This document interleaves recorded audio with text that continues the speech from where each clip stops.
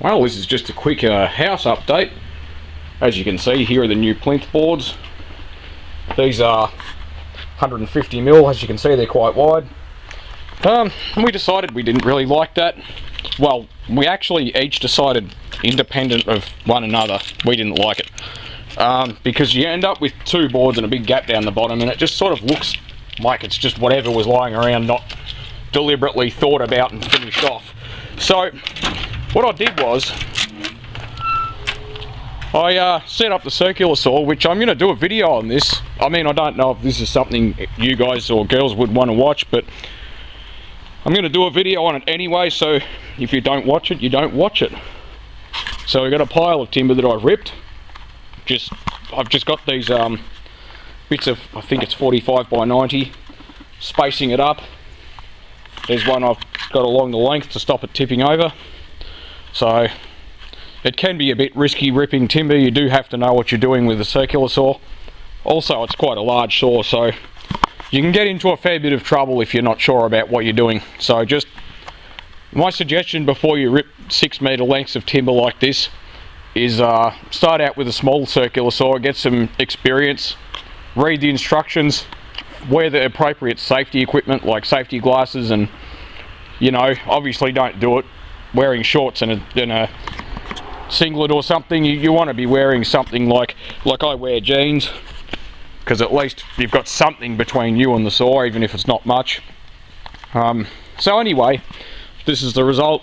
It has not finished, obviously, so there's a fair bit of measuring and mucking around, and so you might be wondering how I get this thing so reasonably level and straight. The truth is I have no idea whether it's level and straight.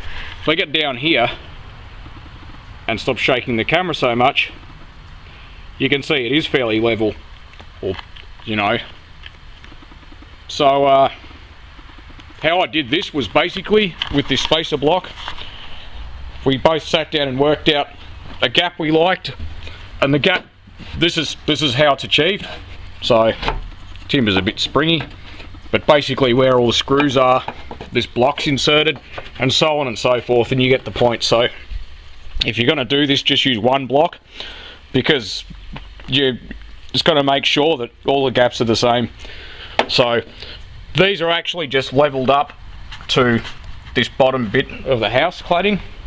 The reason why you do that is because humans don't have a built-in level. We can't really tell what is level and what isn't, as long as it's not over a certain amount. So basically you're going to compare the plinth boards to the house. So that's what humans do. They look at one thing and compare it to another. It probably needs some screws in the corners here to pull the timber in. It's just because of the fact that the stump isn't perfectly square. So there is a gap, but yeah, I might just put a screw in there or something and just to pull them in a bit. We'll see what we think. So that's where the door's going to be. And this place is going to have 2 doors, because I really hate needing to go all the way the other side of the house and having to get here, you know. So the other thing is this pipe's kind of in the way. It's sort of ridiculous, like the number of times this has nearly been hit with a weed eater. So yeah, I know why they did it, because it was cheaper and easier than doing it properly. So I mean, to be fair, they nearly could have put the tap further up and gone straight through the cladding with one, but anyway, they didn't do it like that. So I'm just going to use 2 right angles, probably. Obviously you need the earth wire there, but yeah, it's just one of the other things that's being done.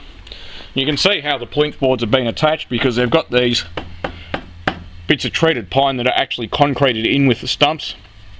This ant capping I'm going to have to bend, but as you can see, it's not very hard to bend, just as long as, obviously that's a gas pipe. So, which reminds me, the gas pipe needs to be clipped up, because there's really nothing holding this gas pipe on. There never has been. Like, I mean, like, look at all that length.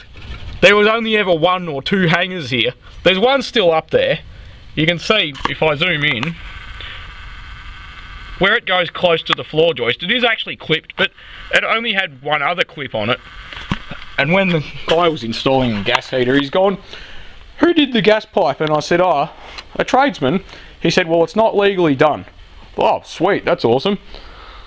So, you need more clips than that, obviously. So I'm going to get some hangers and some clips. That was the plumber's suggestion, and well, it's not like it really matters whether you're licensed or not, just to clip a gas pipe to a floor joist. You're not touching the pipe itself, you're only just putting in extra support.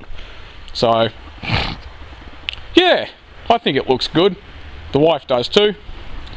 So, that's it. Thanks for watching.